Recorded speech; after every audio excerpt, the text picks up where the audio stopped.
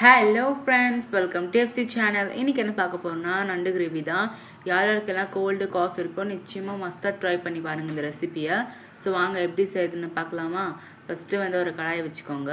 இந்த கடாயில் வந்து ஒரு 2-3 ஸ்பூன் அளவு எண்ணெய் ஊற்றிட்டு கொஞ்சமாக வந்து சோம்பு, அப்புறமா நான் வந்து 3 வெங்காயம் நறுக்கி வச்சுருந்தேன் பொடிசாக.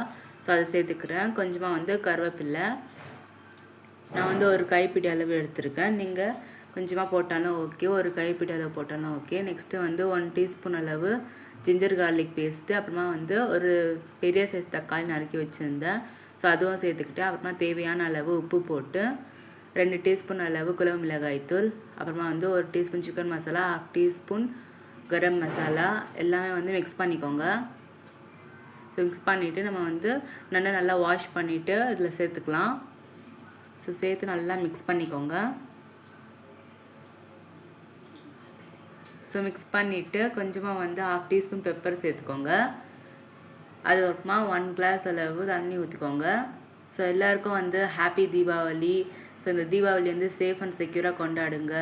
அண்ட் அப்புறமா வந்து எல்லாருக்கும் வந்து அட்வான்ஸ் ஹாப்பி தீபாவளி. இந்த ரெசிபி உங்களுக்கு பிடிச்சிருந்தா லைக் பண்ணுங்கள், ஷேர் பண்ணுங்கள், மறக்காமல் நம்ம எஃப்சி சேனல் சப்ஸ்கிரைப் பண்ணுங்கள். Bye friends.